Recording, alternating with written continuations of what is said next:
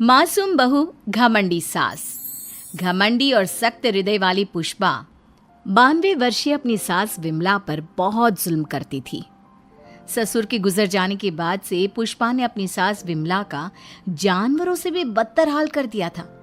वो उसकी गिनती घर के नौकरों में करती, उसे अलग थाली में खाना देती, रहने के लिए अलग छोटा सा कमरा। ये सब देख पुष्पा के पति आलोक को बेहद दुख होता, लेकिन वे चाह कर भी ना कुछ कह पाते ना कुछ कर पाते। एक तरफ उसकी 92 वर्षीय वृद्ध माँ थी, तो दूसरी तरफ उसकी धर्मपत्नी। वो करता भी तो क्या करता, वो असमंजस में पड़ गया था।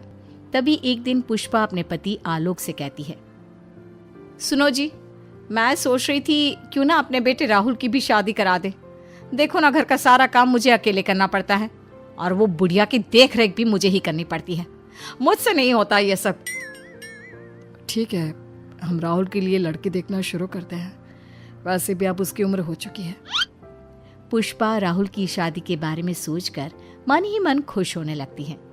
दरअसल पुष्पा अपने लिए एक ऐसी बहू की तलाश में है जो गाय से भी ज्यादा सीधी और कोयल से भी ज्यादा मीठी हो। बहुत ढूंढने और जांच परखने के बाद देविका के साथ आखिरकार उसकी तलाश पूरी होती है। वो देविका को राहुल के लिए पसंद कर लेती है और एक अच्छा सा मुहूर्त देखकर उनकी शादी करा देती है। ऊंचे संस्कार और सरल स्वभाव वाली देविका ने ससुराल में पहले दिन से ही सबका दिल जीत लिया। वो रोजाना अपने ससुराल में दिन की शुरुआत पूजा पाठ से करती और सबका अच्छे से ख्याल रखती।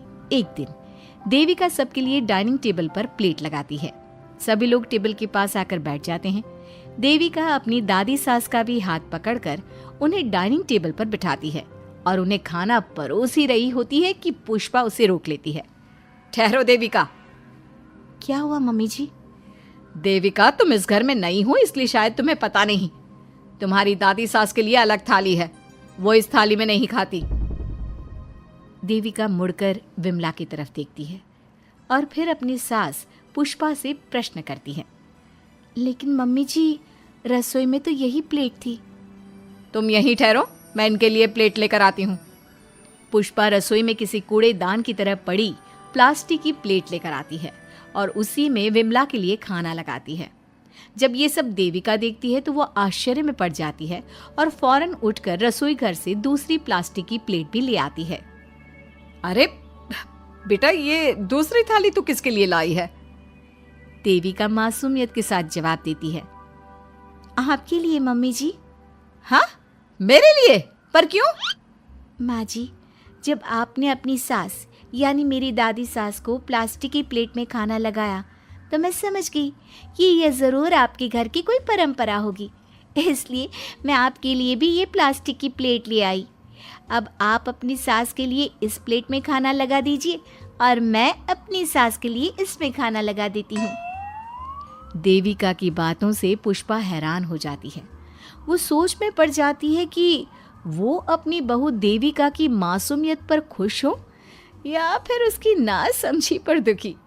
इसी तरह दिन बीतते चले जाते हैं और अब देविका को घर का माहौल और सास का स्वभाव सब समझ में आने लगता है। एक दिन सुबह पुष्पा अपनी सास यानी विमला को उसके कपड़े धोने के लिए कहती है और ये सब दूर से देविका देख लेती है। उसके कुछ ही समय बाद देविका आती है और अपनी सास पुष्पा से कहती है, मम्मी जी, मैंने घर का सारा काम कर लिया है। कपड़े, बर्तन, झाड़ू, पोछा सब लगा लिया है। अब मैं आपके पैर दबा देती हूँ। अरे लेकिन बेटा, तूने कपड़े नहीं धोए?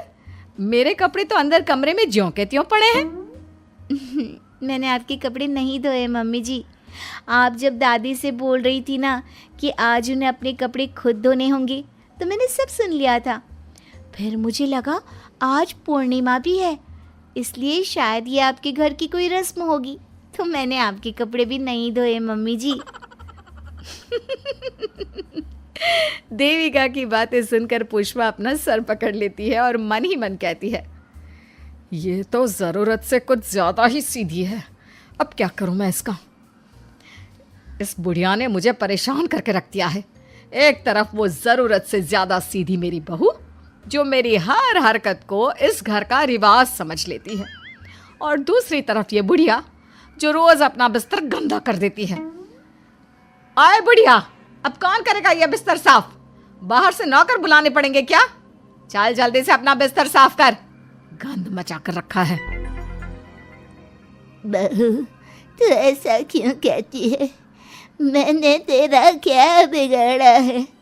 मैंने तो कभी तुझसे ऊंची आवाज में बात तक नहीं की, पर तू मुझसे इतनी नफरत क्यों करती है? तभी वहां आलोक, देविका और उसका पति आ जाता है। क्या हुआ पुष्पा, तुम माँ पर ऐसे क्यों चिल्ला रही हो? अरे देखो ना अपनी माँ को, इस बुढ़िया ने अपने बिस्तर का क्या हाल कर रखा है।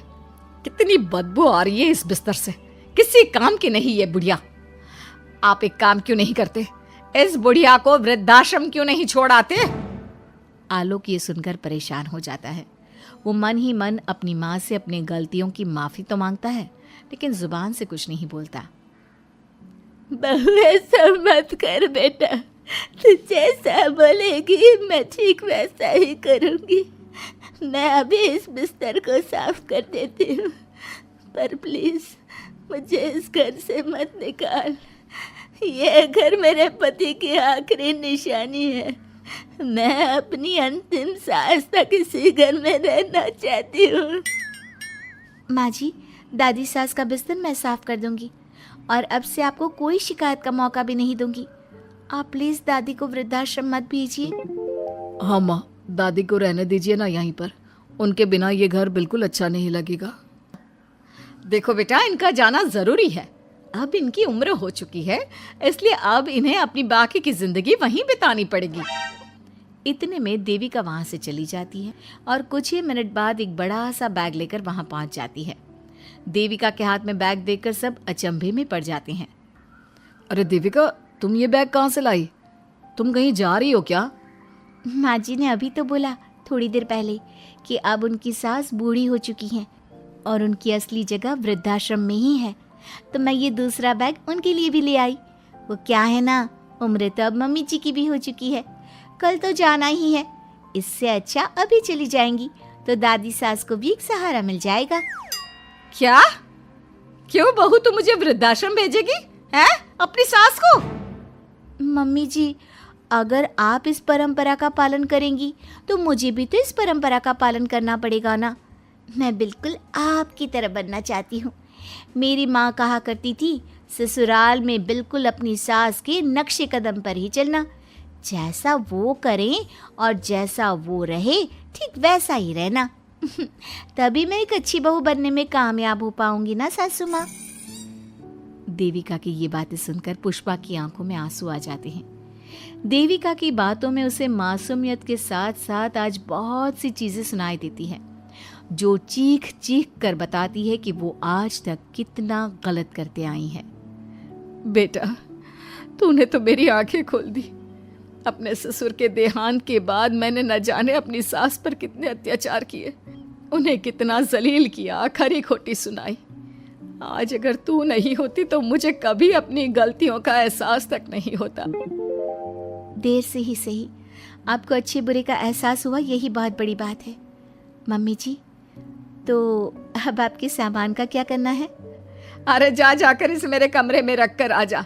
अब कोई कहीं नहीं जाएगा, सब यहीं साथ में रहेंगे। बहू, मुझे समझ में नहीं आ रहा मैं तेरा किन शब्दों में धन्यवाद कहूँ। जो चीज़ तूने 2 दिन में पुष्पा को समझा दी, वो मैं बरसों से कहने की हिम्मत तक ना कर सका। पापा जी, ज़रूरी नहीं कि हर बात कहकर भी बताई जाए। कभी कभी अपनी गलतियों का एहसास कराना भी ज़रूरी होता है, और मैंने भी मम्मी जी के साथ ठीक वैसा ही किया। उन्हें उनकी गलतियों का एहसास कराया और देखिए आज सब ठीक हो गया। सच में देविका, तुमने आज हम सबको बहुत बड़ी सीख दी है। अब पुष्पा सुधर जाती है और घर की पूरी जिम्मेदारी देविका को सौंप देती है, और अब उनका परिवार एक सुखी और समृद्ध परिवार की तरह रहने लगता है।